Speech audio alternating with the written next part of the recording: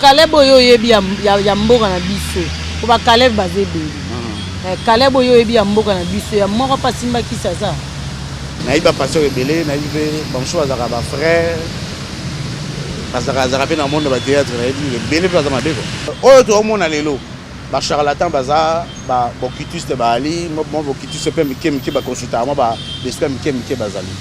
Mais il faut tenir compte qu'au fur et à mesure que le monde avance, au fur et à mesure que le diable est en train de se préparer pour venir sur la terre, bah prophète naïe, bah faux prophète naïe, bah on a ça bah miracle authentique, bah on peut ça bah prophétie authentique. Bah nous allons peine que bah toi bah ça na bon dimi muke na connaissance muke, yango tango eza pena tango que bah kola na connaissance. Parce que déjà né tango tout ça bah ça na connaissance muke, ceux qui va continuer quand na connaissance muke oyo ya liboso na ba no monde déjà ba ba surtout wapi nzambe wapi ya Satan. Mais d'ici là ba no mona nyonso ka ya nzambe. Bon, so lelo lo mina zo ma risque muke. Na zo ma risque ka muke. Ah. Bon, na lo ba boye. O banga. Bon, na zo ka ma risque muke alors. Muto bobo na ka wana na ba photo wana. À l'esprit azalaka ni longiana existaka. Esprit wana na bato bazalaka na l'église. Bato basambela kai bazalaka na l'église. Na ba chantre basambela kai. Ne s'identifiera na ba bando wana ba chaka. En réalité, c'est lui la personne au boluka bomona. Au boyoka le monde occulte s'adore.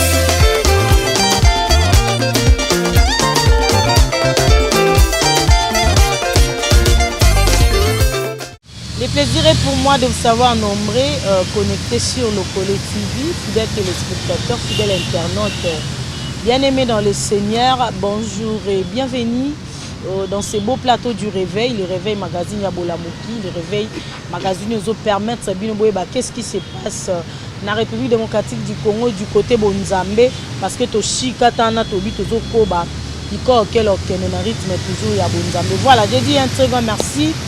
À Maldini Mayanga, il est derrière la caméra. En assistance, il y a Igo Malela Maboko Tepie. Ça dit Batunanga, Ola, Ola. Et c'est un très grand merci à toute l'équipe à Lokole TV Europe. Merci à papa et maman Nzambi, Motema ya maman Marie Manzambi, la maman des orphelins, la maman des opprimés. Ola, Ola, rien à dire. Merci na web de web Clément Kipoyi. Motema maman Betty également. Na papa Manu Ferraïm, motema ya maman Angèle. Les réveils à Mokola Lelo, nazana esengo ya rosala émission au na niveau moko pas possible parce que ça fait longtemps bokomeli nga maman Nonsoza wapi troisième partie testament patati patata nazala quitté na saki déplacement na uti mobembo ça dit na bembu kaki et na petit penza mais merci parce que batelinga la matin avion ou musika na zongi na kimia et salut Samote et na zongeli sikoyo ça dit bozo troisième partie bozo quatrième bozo cinquième bozo sixième frère Caleb Ndalemate. Voilà, il est là avec nous le frère Caleb papa fiston Kimbeni frère Caleb na Bonzambe frère Caleb eza comme non ya Bonzambe tondeli mbote nona mbote maman nasi sengo nanga ya omona yo tsusu vraiment ça fait trop longtemps na c'est pas une équipe na omobimba na bande ronyoso balanda biso nzamba zo lokumo poto kutani tsusu et belé à bateau batiki biso mais on est encore là par sa grâce et nous espérons que atiki biso poto comprendre point ni toza na mokili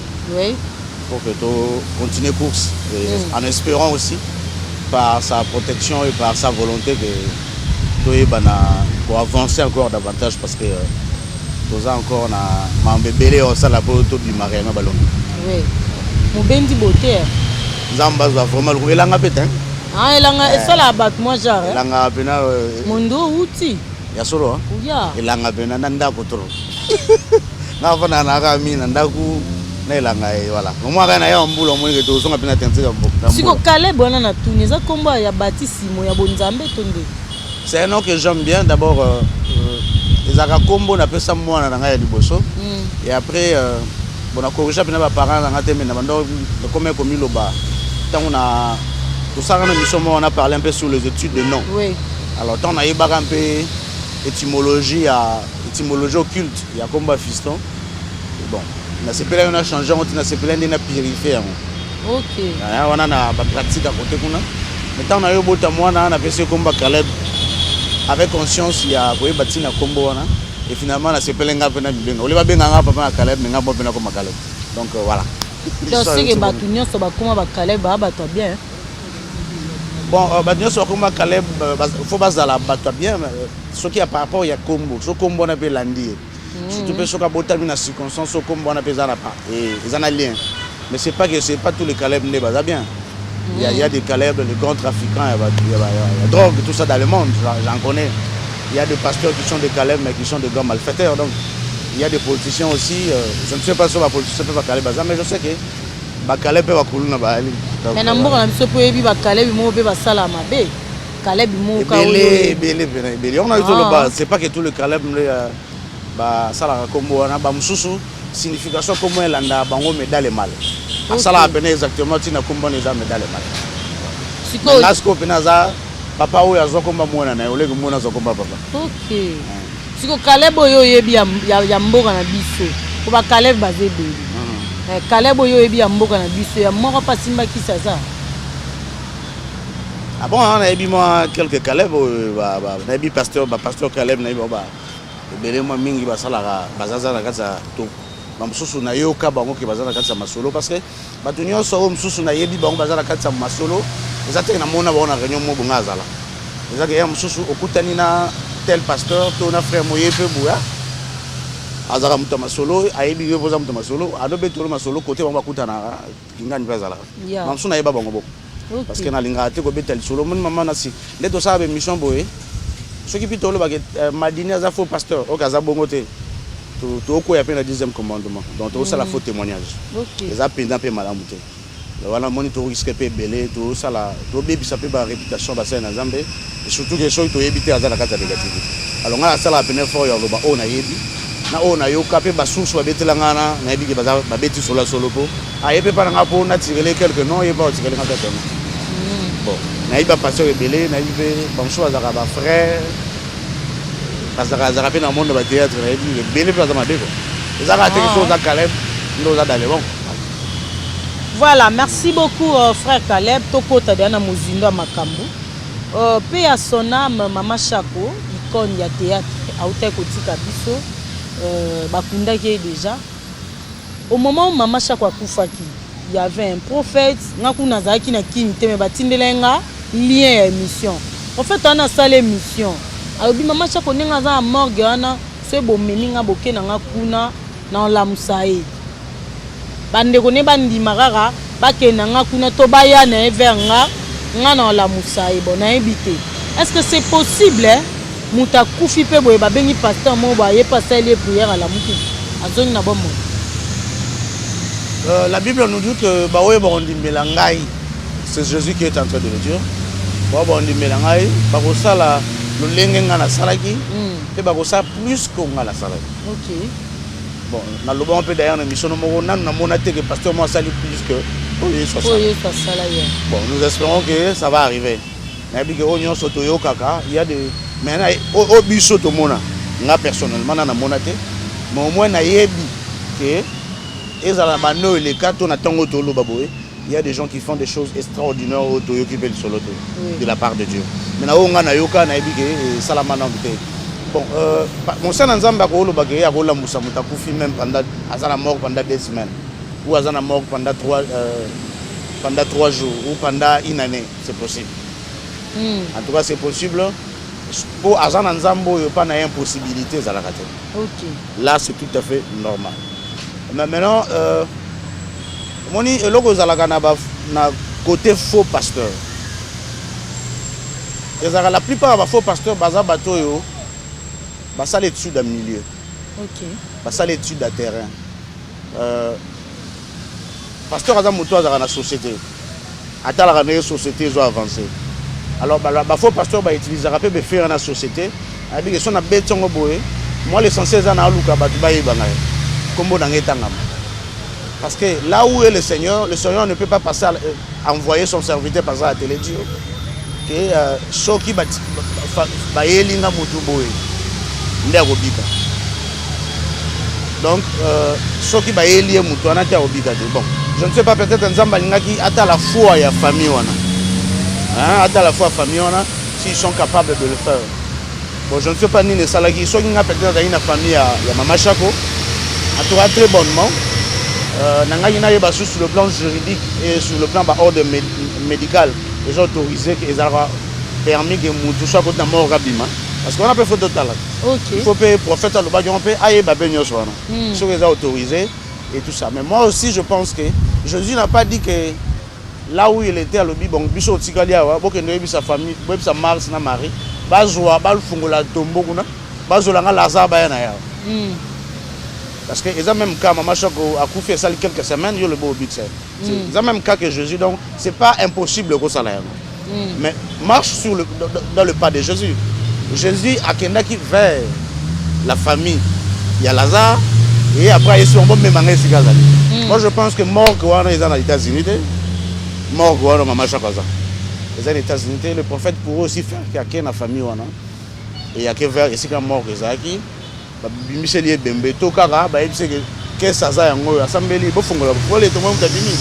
aussi possible. Mais peut-être un Zamba, bon, je ne sais pas. À la fois, là, je ne sais pas. Mais que sur le plan de Dieu, c'est possible. C'est faisable. Pas un Zamba impossibilité. Mais, dans ma connaissance, moi, je suis en 8, moi, expérience et na basali na nzamba ngo ebeli baza na mboka na biso oyo balingaka ba se faire vrai mais baza vrai té oyo ba profitera na opportunité c'est un peu compliqué. Je pense qu'Aïba que Mama Chako a Koufa parce que Jésus savait que Lazare est malade. Hein? Il y a tous ces détails là, je pense qu'Aïba a Koufa voilà. Bon. Ce qui Mama Chako a Koufi, et d'abord tout simplement famille na eboya comme maïe pas mo sen na Nzambe. C'est que la responsabilité à résurrection à Mama Chako dans la famille. Bon. Tout est rappelé mamso to sala ka webi ke na beta boye pour famille et permettre boyeté comme ça il mangande gagner quoi. Tout ça oh ça on va te calculer. Ba calculer ah ouais, va te calculer makasi bazana bazaba te mayele pe ba terme ou benga ba mettre quoi. Ba vendre ka ba composer temps avant di boye. Em suma whisky ya mais là composer logo. Agape na bureau et la gaïba stratégie tout ça pour que de plus en plus à mal likolo. Donc il y a toutes ces choses là. N'a pas poussé par le diable, animé par le diable, inspiré par le diable.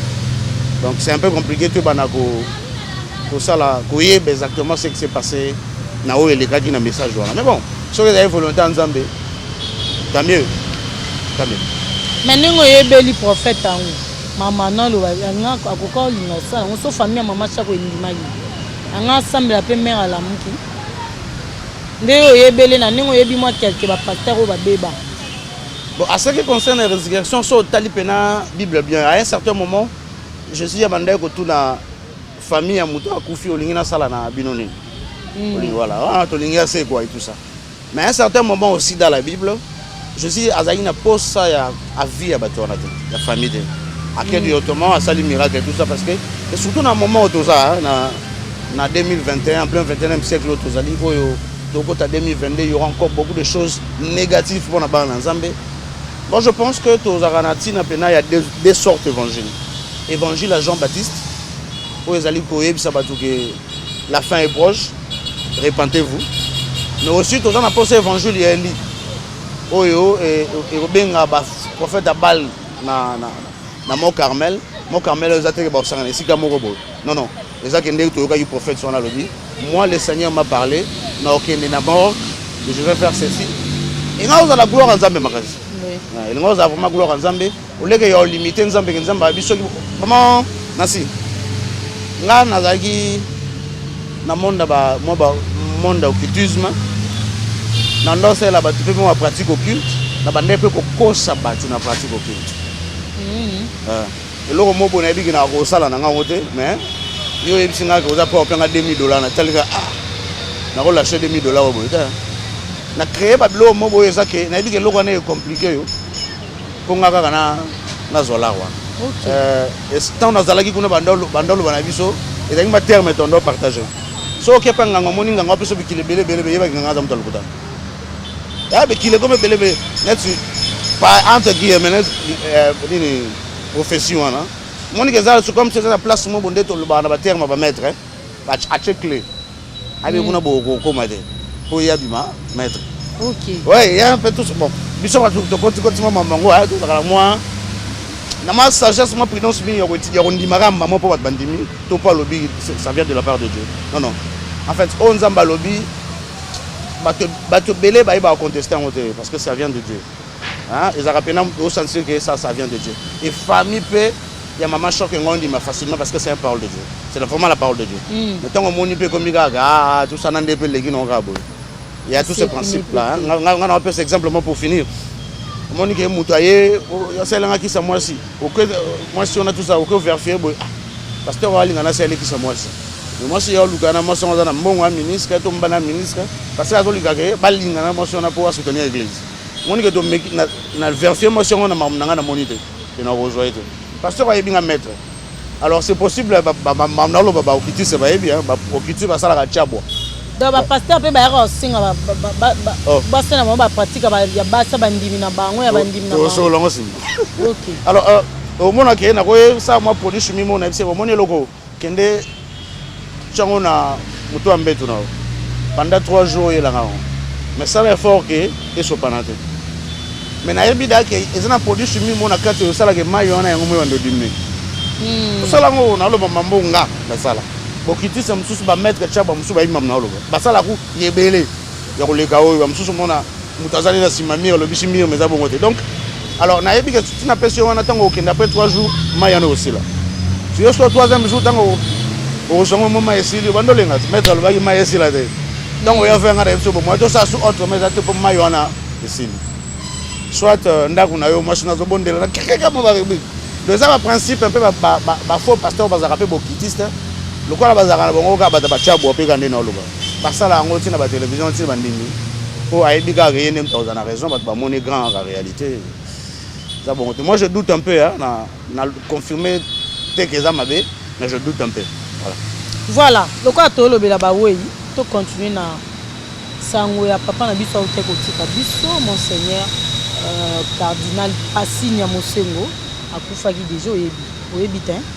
Ils ont quand même un loba par rapport à Liwana et c'est un grand homme il y a Mboka na biso.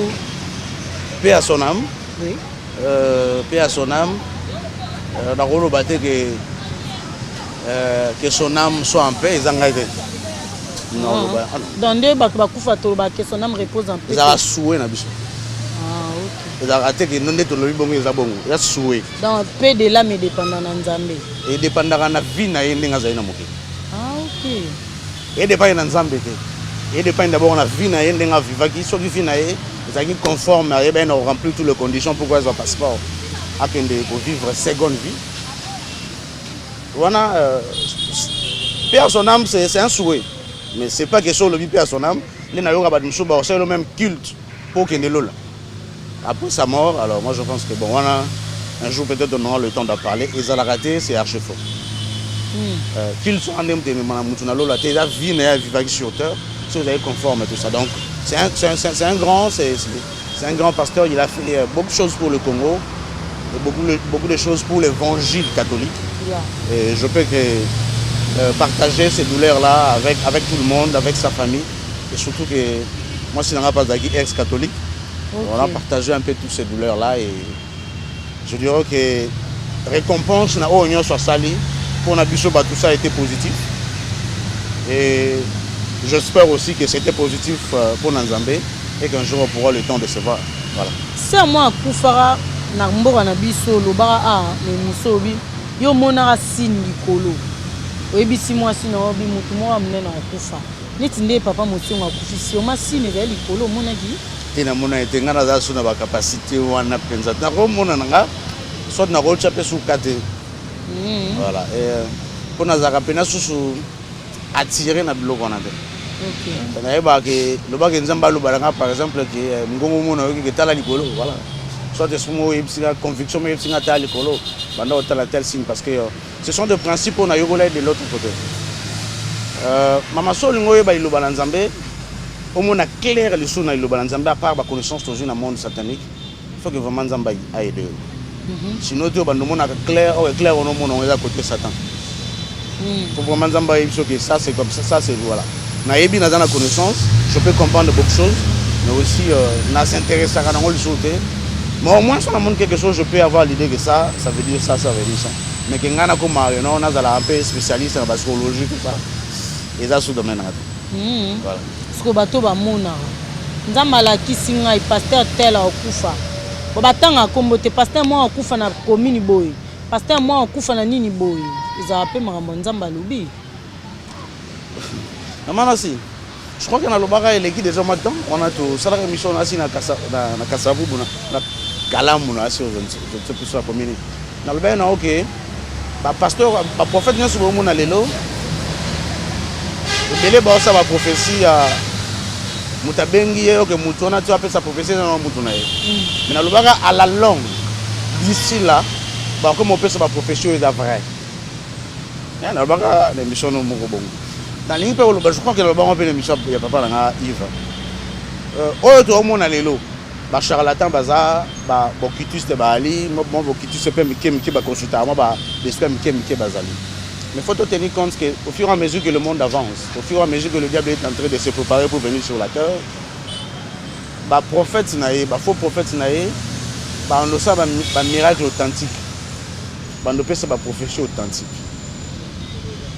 bando za la pena ke bato yo bazana bondimi muke na connaissance muke yango tango eza pena tango ke bato bakola na connaissance parce que déjà nde tango tuza bato bazana connaissance muke soki ba continuer kana connaissance muke oyo ya liboso na bando mon déjà bato ba oyeba surtout wapi nzambe wapi ya satan mais d'ici là bando mona nyonso ka ya nzambe tout et ya lo surtout ya nzambe do ah ouais bando mona nyonso ka nzambe parce que bando se qui soit bibembe moni o wana lobi ke bayela ngai mais on eza soute bayela ngai ezala akende donc nde tomona pasteur ana fui d'ici da sekwisa frère wana yo ezali kamba okamwa te eza pete ke so muta sali bongo ndaza mwana nzambe non mais non donc Satan n'a pas sekwisa bato bien qu'en question azaka capable ya rejoindre vie à moto aza pe capable ya kozongisa vie ya moto ya jour nzambe apesi ba capacité ebele aza nde capable te ya kozwa vie ya moto nzambe abike ye na juillet na comprendre te place wana Satan aza capable ya kozwa vie ya moto pe ya kozongisa parce que miracle epesamela ye mais moto nzambe abike ye pena na juillet ya ye akufi Satan aza azonga suna mokili te Satan aza capable azongisa ye te donc muto Satan ye moko abomi ye mo Satan nda capable akozongisa akoki pe koboma nzambe pe azue mbala moko ve Satan moya azongisa so ezali azaka na ba limite maza pe capable ya koboma moto pe ya kosekisa moto aza pe capable ya moto kutu ye muta bomi te ma négociation na donc nyonso na so nzambe alingi ouais tout so Dieu permet parce que nyonso pe Satan asala nzambe mtamata tout a été déjà écrit et prédit pour Lucifer nyonso asala reza et comment mandenge wana pouvoir nyonso ya kosala miracle au monde ça va faire il y a tout ça et puis ça me donc le diable est capable de tout faire de prophétiser sur lobby na parce que alors gérer déjà lobby déjà il y a des réunions neni to déjà qui na 2100 donc il sait déjà et banan va rouler va jouer un rôle majeur tout ça il en sait et voilà il est capable de tout faire na yoka qui dernièrement présent le prophète moi les gars na télévision lobby liwaso ya nani ngamna ya no sakiango liwaso ya nani ya ba président mokili yo mtano sakiango et les gens commencent à dire que ce quoi ça la bonne ko kisa masé qu'il est dans le Seigneur non c'est que soit alors c'est que dans la Bible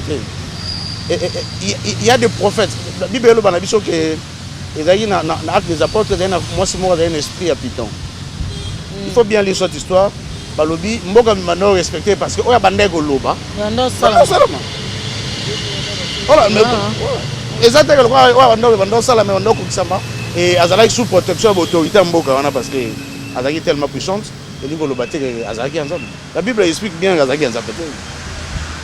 Mais le loso muta commission de l'équipe lobby que tel boy au salamateur boy salama salami oh il est de Dieu.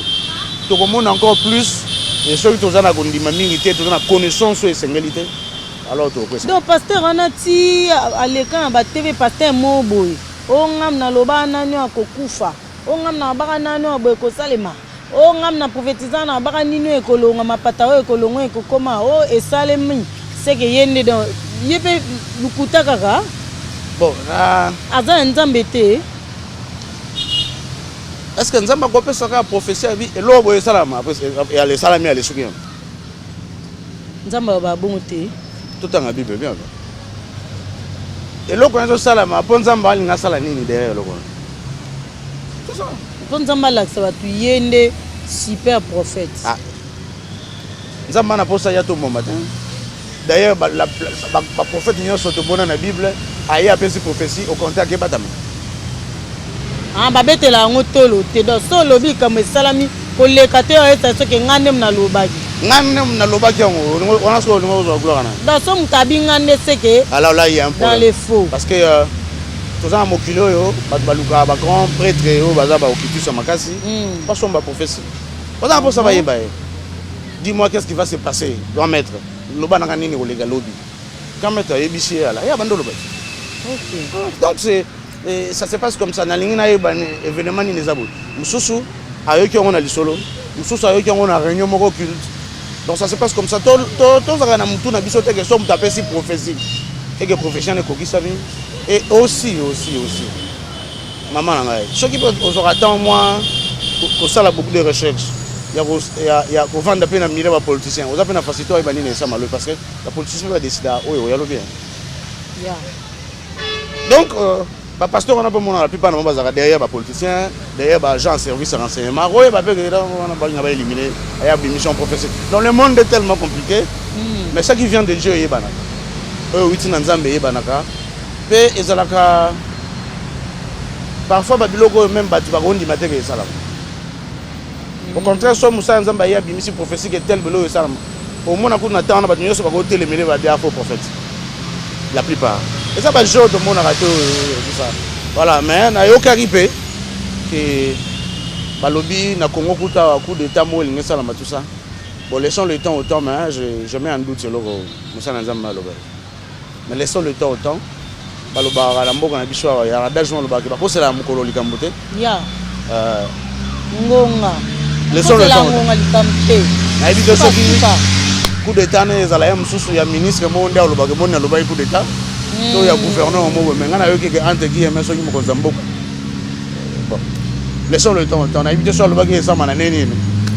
Mais laissons le temps au temps. Voilà, merci beaucoup, merci Nabilo Nyonso Boza.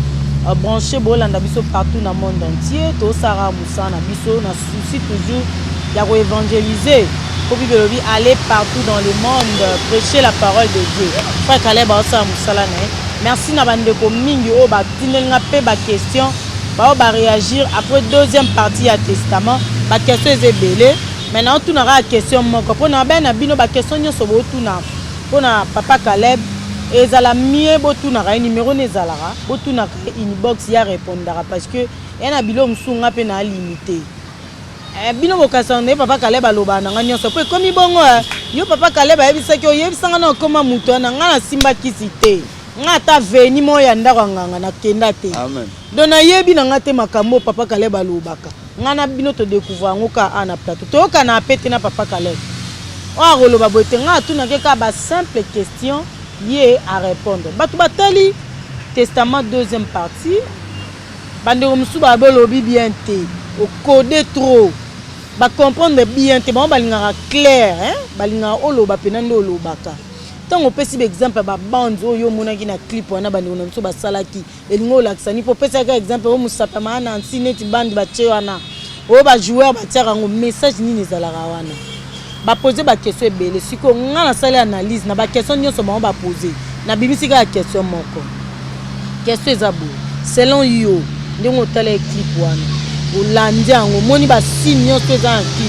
na nzembo bandeko basali pona yo message nini bandeko bapesi biso na nzembo wana message et pambola bana nzambe to et pamboli bana nzambe te selon you. Merci beaucoup. Merci beaucoup, maman. Bon, en fait, Bandeko, bon, si tu regardes la TV, tu as ce message. Même si tu as cette conférence, il y a un blog sur le bon pays pour éviter. Dans salle, on a banane basali. Même si tu as bien le téléphone, tu as pas telle question sur répondre. Aux gens de confiance, tu as répondre exactement au yebi pour éviter ça. Surtout qu'il y a la télévision. Bon, de l'autre côté aussi, il y a une réalité, une vérité occulte. Ce qui a utilisé le bisote au Lobango, mais ce qui a utilisé le bisote, ça ne sert à rien pour ça.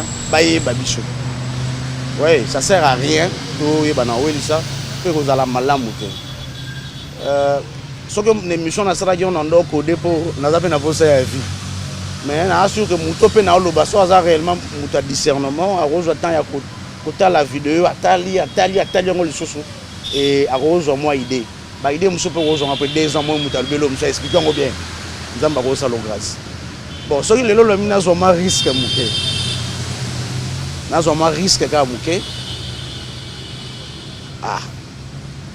Bon, na lo baboy. O banga. Bon, na zoma risque mouké alors. Bon, on a utilisé ma sagesse, mais ma sagesse, on a beau comprendre. Ok. Et ça, une histoire mauvaise affaire. Bon, qui tu sais, on va contredire en autant mieux, mais l'honnêteté intellectuelle aussi nous oblige. L'honnêteté intellectuelle. Il y a le bac, peu importe, frère Anazasondé, mais oh, l'obi, on a les affaires. C'est important aussi. Bon, même si ata eloko na bato ayeba le bio eza bongo te. Mais moi pour moi aujourd'hui na un risque mné na le belo moko. To mona na ba église. Mingi na ba église.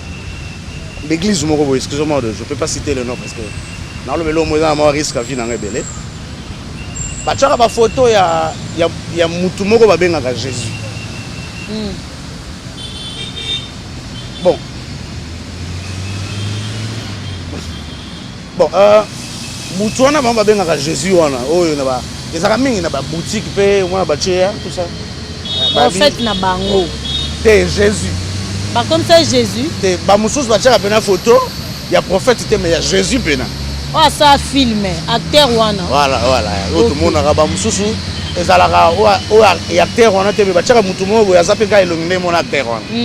Tchaka tchaka mona ba l'église catholique, l'église mususu, l'église de réveil, ba boutique. Même na banda kwa bato ba tchaka. Muto bobo na kawana na ba photo wana. À l'esprit azalaka ni longiana existaka.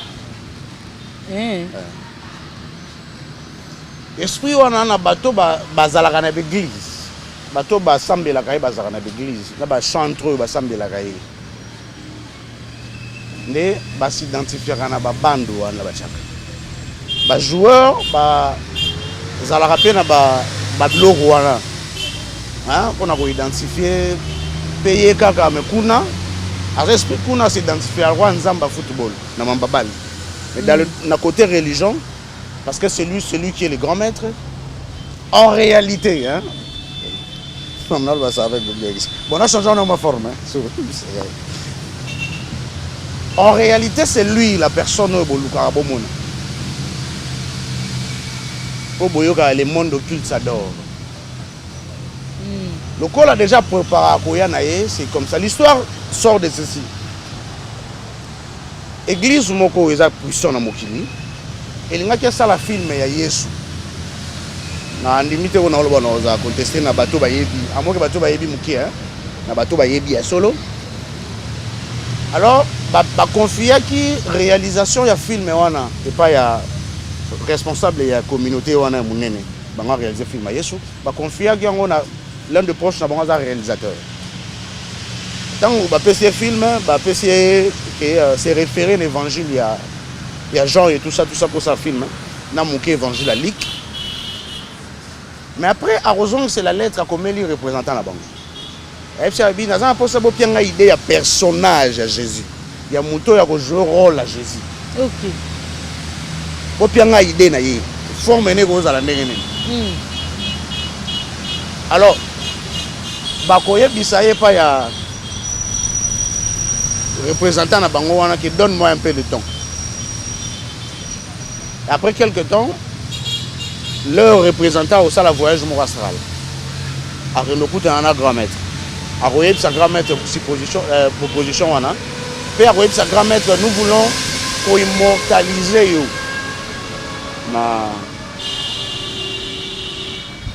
na film wana. C'est ainsi que le grand maître, comme il apparaît aussi, leur grand maître, comme il apparaît aussi comme l'ange de lumière, il a ebisaki bango ke ba cha personnage wana o eza pratiquement son identité tant abimara na kibomoto. Ouais. L'esprit o bomonaka na ba photo wana ba bengaka Jésus. Dans le monde occulte, il bengaka Jésus, mazana ma ba différentes attributions tout ça. Quand il apparaît comme ça, beaucoup de surtout des formations de Rosicruciens. Bon, mais quand on bateau Hollanda bicho bon mais quand on a recherche on a évité sur internet c'est allé mais je pense que Google a un moteur de recherche bon de la bicho sauté ba benga kaye ba folé ba benga kaye ba fomet hein sur le bon en français ba fomex surtout le bon en français et apparaît bon à un certain moment apparaît comme Sobotali Sobot vous avez le livre la Bible du Satan logo bachaka na ni bandila ya branché wana pardon na papier à liboso na fait des gardes logo bachaka wana ba dessin tout mazan longi kwa neti ya nyama et tout ça ye wana pe bengaka ba fone achaka boye avant boye ba nini baza abo ye wana pe nde ba bengaka pe ba fone bengaka pe ba fole eza na chantre moko païen ayembela mwasi na ye na kombona ma échappango momke alba so ba fana blo ma bon mais il a invoquer le Dieu. Dans le monde de la religion, donc c'est un Dieu. C'est l'image de grand architecte. Neto, tchaka na l'église, Neto adorera comme Jésus. Et il apparaît aussi comme l'ange de lumière, parce que la Bible nous dit que le diable apparaît aussi comme l'ange de lumière. Et l'onginayo anande wana. Ce qui peut battre, bah, une chance que Lucifer, parce que azo bonga maena mokili.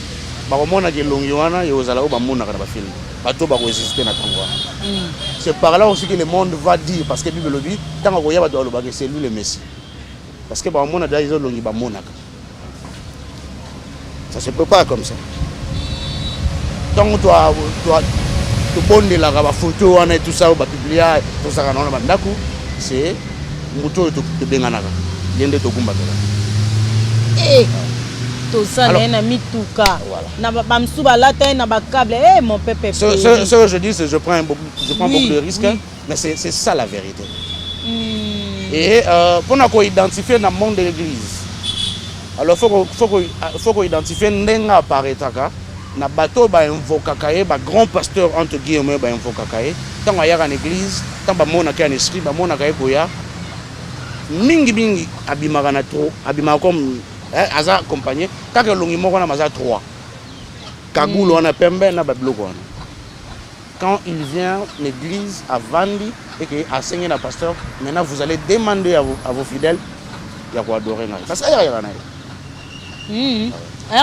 na l'église na do tanga ba pasteur ngwa te mais entre guillemets amine nit na kini ya ba dimanche aya ka ba dimanche ça dépend de lui hein c'est ça t'en a déjà zo bonga mapoya na mukido comme ah bon mukido peut il y a déjà très longtemps mais c'est fréquemment que vraiment comme il a plus na poste d'adoration plus ça sont préparé batou après zo linga ba nyonso comme aye et plus il est vraiment sur le terrain plus ces derniers temps il est trop actif et c'est cette image là je le dis et je le redis image on continue na YouTube et kotika laka bato ba kozalaka à 50 ans 100 ans après biso je crois que l'image de Tikali ba komona ke mutako yaka koloba ke c'est lui le Messie, tout ça.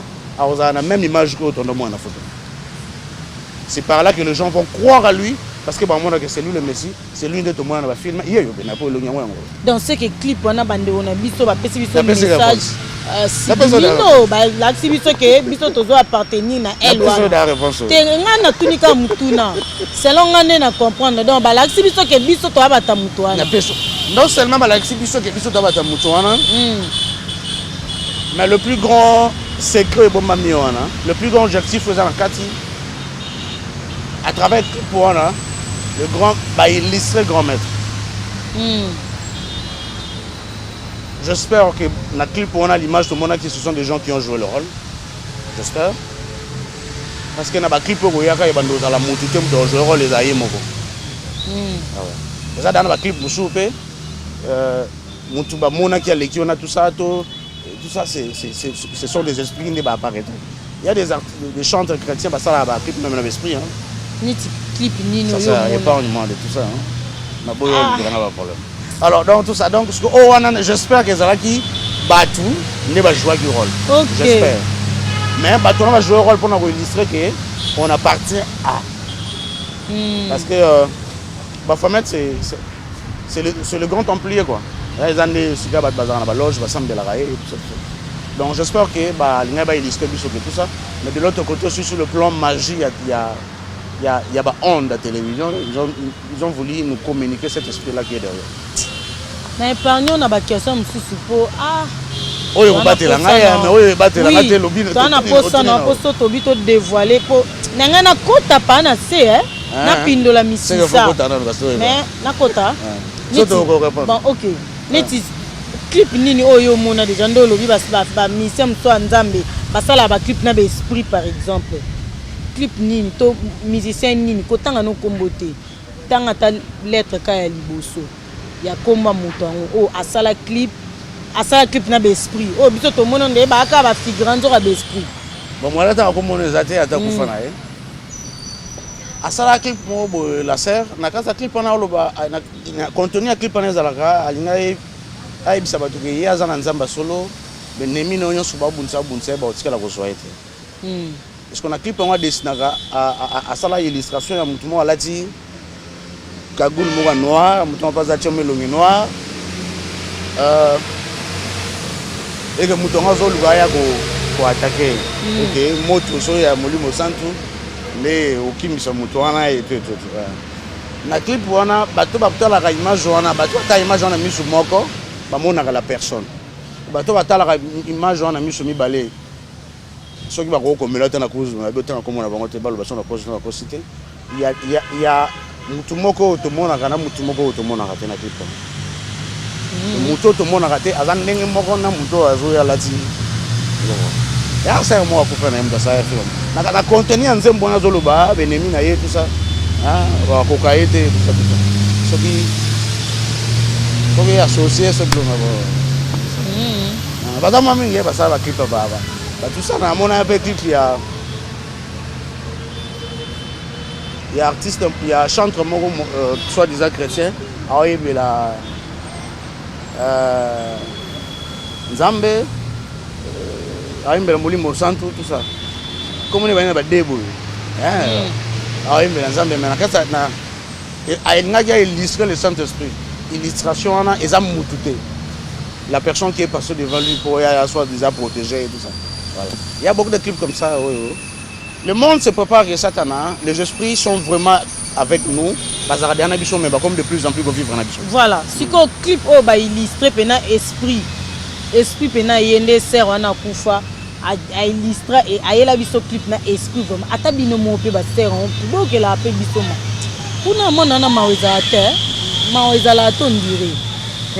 Pour biso sai nini ngo sai clip nos esprits mo boyo tie wana be inconvénient zarani biso bato to consommer banzema modèle wana ba illustrer ki esprit moral à l'état na clip esprit za ki wana bimi figurant ba laxi biso pene esprit biso pe tozo ema na ba église tozo kumisa pe bina to tsango pe ba sonnerie na ba téléphone na biso conséquence ni eza na banzema modèle wana pas ba consommateur mama mokolo mokilo eza ya Satan. Oh, et Nzambe te mokolo mokilo kenza même tata mokili bon tokena likolo ya mokili eza na muto yo apesa mokili o Satan après ça est en haut et Jésus et moi aux royaume nangati. Je ne suis pas de ce monde. Ce royaume ne m'appartient pas. Le royaume est un mokolo nango ba pesa. Et mokolo mokili, alors gérer mokili na lolengo ya lingi na plaisir na e. Lokola to comme na tango bazo bon ça m'a de plus en plus revivre na batu. Bazo préparer déjà que bazala na batu avant que batu ba inviter bango. Ça a déjà 4 batu. Na bana na mikolo tout ça avant que les gens ba inviter bango. Maintenant bazo ko utiliser ba canal ou déjà déjà ba disciple na bango. Par exemple, le canal, on a la capacité de la technologie au dans le monde. Ils utilisent tous ces manières de la technologie pour atteindre des choses. Ce qu'on doit la clip. Parce que là, nous sommes dans le monde, ça a été un sengi qui a apparaître dans la clip. Il y a un sengi. Il y a un sengi satana. A sengi soit des mots invocaka. Que j'aimerais que vous apparaître dans la clip. Mukile mona yo mukile adoro yo pour que bato nyonso ba olanda ngai yo so ba amna bango pour ngana mat. Oui, il y a des gens qui proposent ça à l'esprit. Il y a aussi des esprits qui proposent ça na bato ba yo verba.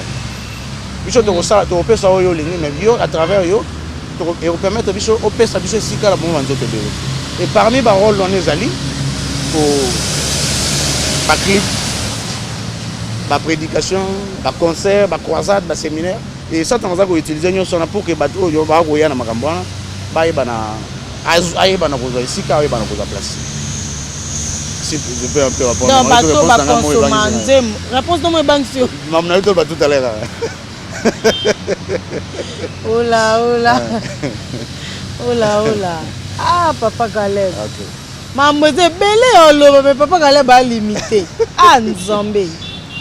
Ba pasteur au Bolanda biso partout dans le monde c'est bandeko ba obo soutenir pe ba pasteur ba partenaire à ba église Papa Caleb yé moni ana posa loba mako loba te botinele ka invitation e ka na église na bino nde bona posa ba question ana Afrique d'ici kuté na ka sima po ba ta Afrique d'ici nde ba poser ba question pour yé ya za botinele ka invitation akina ambassade azui visa Afrique d'ici bo futele billet aye alobi oli o akokolo bali bosa caméra te na micro ote alobi ngo bozwa pena bima binini ya base wana donc ba consommateur bazara déjà livré na diable pour ser wana to frère wana musicien et minzembo amata na succès amata donc bateka bango déjà na pasa exemple moko na émission na eleki moi temps eza na sur na biso mo na Londres za congolaise na biso alors moi hôtel né belé na Kinshasa na Kasavubu na Makala na Bangaba atonga hôtel na salle fort hôtel na Lix mais chambre za la moins cher OK atonga un hôtel mo no faut avoir $15 $20 moi $10 ndenge ba kinalo ma passage mais atonga 5000 mais non ba gérant la plupart ba travailler kuna baza déjà na consigne na na moi ba poubelle ba tchaka moi ba so ba tchaka pona boka moi ba saliter na ba papier ba chambre tant yo si makambo na yo na mwasi au boka on a censé par exemple na gidi ba boka nyo soko quand lui récupère ça bon OK nango mususu atekaka ngo pa ba konzi mususu ye moko utiliser ngo donc yo kende ko luka plaisir quelque part mais na si ma plaisir wana le diable à récupérer yo a comme utiliser bangenge na yo mamne belé donc c'est en à Londres à Londres dans la lesbienne amuta masulu amuta masulu dans la atongi tongi ma hôtel belé na Kinshasa donc na pas exemple là pour loba hôtel wana ya seulement makamna e pesa tana sala ke batu bandoya mais batu ba okota ba hôtel te ba trouver plaisir bien sûr que debo trouver plaisir bo ça de ko bo za personne na sata mande wana conséquence du sous ya pression na faza donc ça les ko ba zio lisu oh ouais parce que comme exemple pour illustrer c'est de la même manière aussi dans ba chantre dans ba pasteur et tout ça se passe comme ça si ko lelo to moni pe ba frère na biso ba na poto na sœur na biso pa yemba ba musicien chrétien ba côté studio na moko ba musicien mokili ya République Kati du Congo ba sai dio ba yembe ya nzambe na ebité nze mwana nzamba ko zo lokumu satana ko zo lokumu eza nze momo photo yemba mo mingi to za na sengo po musicien mokili ya yembeli nzambe tonde. Bon, pasteur Balobara, même Satan n'a pas adoré. La Bible dit que même Satan n'a pas adoré Nzambe. Ayebi Nzambe pas comme ça quand même. Na éviter ça parce que ceux qui s'arrêtent on peut s'absorber faire ça le bagage. Nzambe yambaka adoration. Wana na. La Bible est pesate. Bon, le roi exact dans la Bible c'est que basu kaka na okumisa et c'est tout. Na monia nulle part na Bible tant que Nzamba est vers Satan est vers Nzamba pour l'histoire à Job, Nzamba est bon. De toutes les façons, on n'a pas d'adoration, ça fait trop longtemps. Pour être capable d'adorer la gens c'était Lucifer. Adore-moi un peu. Avant Natinda au ça la Job. Non. Au contraire, ndenge alongwa na place on a ko iso ko adorer Nzamba c'est jusqu'à la fin. Malgré capacité nyon son aïe à adorer. Alors, musicien waza païen za na mokili. Oui, Nzamba koki ko sala ke na simaloyembo wana ayebi Nzamba. Nzamba ko sala ke na simande nga yembe Nzamba na occasion mo pe pour se présenter akomi no yembe Nzamba. Nzamba a souverain. Mais ce que biso pour na biso zali photo lukato e ba motivation. Ya bato nyon so dans la studio. Ni ne motivé bango pour basala Nzembo. Ndesika tu aux réponse. Est-ce que de rien Nzembo il y a oloko motivé bango ça pour na ko sambusa de plus en plus Nzambe mokeli na biso et ko pesa honneur na mettre na bango parce que ba onyon ba méchant nyonso bazana mokeli o ba commande à côté satana bazaka ba ba to photo linga bango le bazawa na pour na ko détruire œuvre Nzambe. Chaque jour, ils sont en train de travailler, ils sont en train de multiplier des stratégies pour nous la détruire. Alors, ils utilisent toutes les manières. Surtout la manière où ils sont simples pour nous pour nous répondre. Fragile. Il suffit de taper sur vers Satan. Ils ont la Bible, ça a raison. Moi, je pense que tout le monde est Nzembo. Ils ont tout ça ba yembelinza ba rakoti studio ba yembelanza na mona même na suka studio ngo mutu mo to na c'est ko bongwani bonga za nzambe tena na ko borse asome lo mo bonga lo bena so voilà et pour mes ali motivation ya tina nimba côté ndi studio pour ba yembelanza musa ko lo ba bi ba ga batu ba za sanction ku mi sanzan ba za sanction yo to pekisa ba ku mi sanzan bendeni to pekisa bango te ba za be kele monzam. Par contre, j'ai conscience qu'il faut adorer Nzambe. Mais le problème, c'est la motivation. Ni les autres motivés pour que pas présenter Bishon Nzembo. Est-ce que c'est pas une idée selon you? Bon, on a le but de sango temps. Parce que le temps, il répond de Bishon en bébélé. Et là, il y a le but en et ami balé, naza penza d'accord Nzembo parce que entre guillemets na yo kaka que les musiciens païens, les responsables, il y a des logements, encadrent les musiciens soi-disant chrétiens belés. Encadrent les pasteurs. Voilà, il y a des Solomon Randingwana.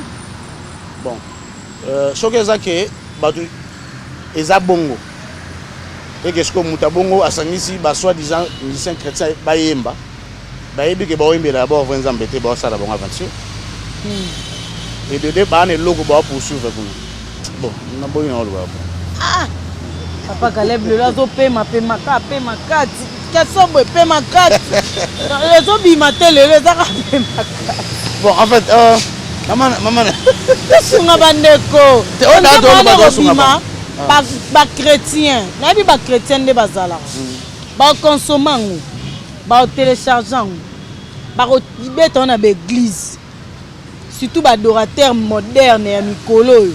Bango pena bazaka ba wala na sonte mwana bimi na nini ba bazu ba travailler dimanche l'église. Oh yembango. Surtout sunga bandeko ba yeba derrière nze mwana tsezo ya. Maman. To yemba makasi. Maman na situation na nzembo moko ya papa na biso moko comme député papa Balenza. Je crois. Paul Balenza. Ayimba nzembo ba sangisa ba chantre boy. Nakata nzembo na kanga même abinyoso ekope me pour misanzambe nyonso sana bomo ayembisa ba nyonso ekopema ekumisa ya ba chanteur païen tout ça. nyonso eza na bomoi.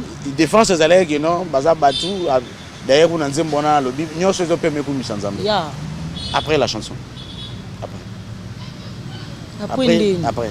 Tant ba yembeli nzambe bo bakumisa nzambe après. Nzambe azwi lokumu. Azo lokumu te. Na sepelaka na pasteur Tom Satana moyoka babio na moyoka.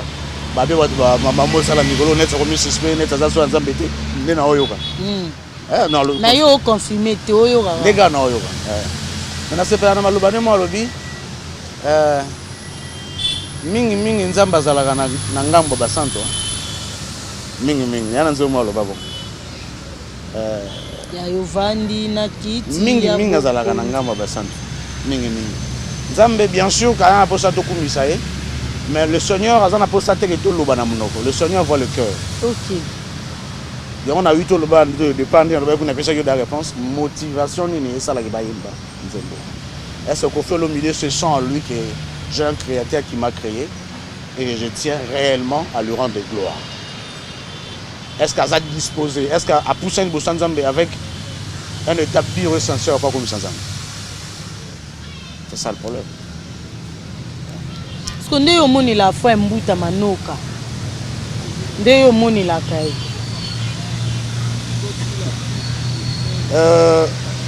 Na biga yembe la nzambe.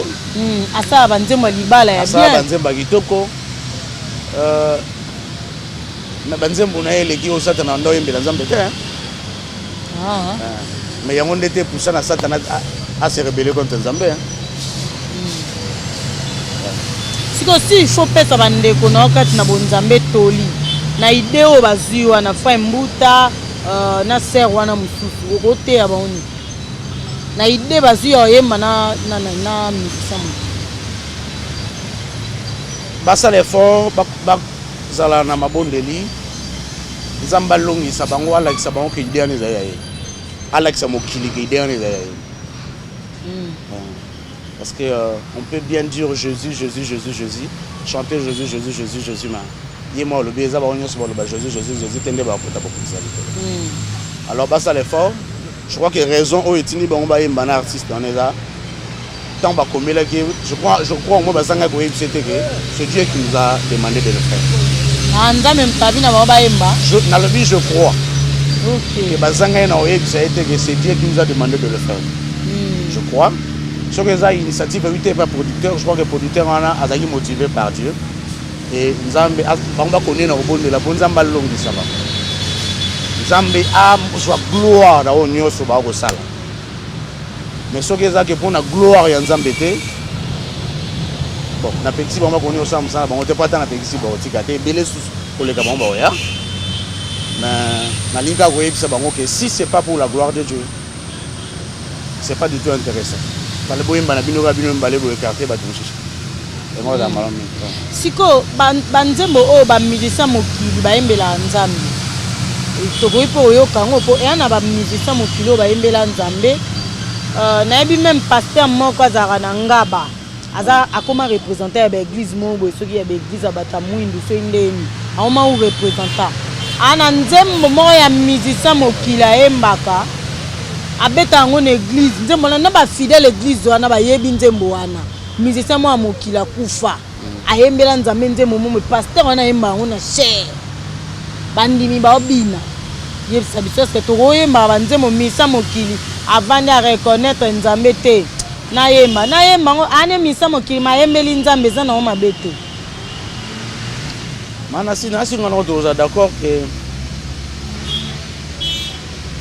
Lucifer ba ange de nyoso ba être vivant ba sala kanaye ba do sala ba stratégie chaque jour ba do ça effort que ce qui est mal est comme malamu ou eza malamu et comme mabe.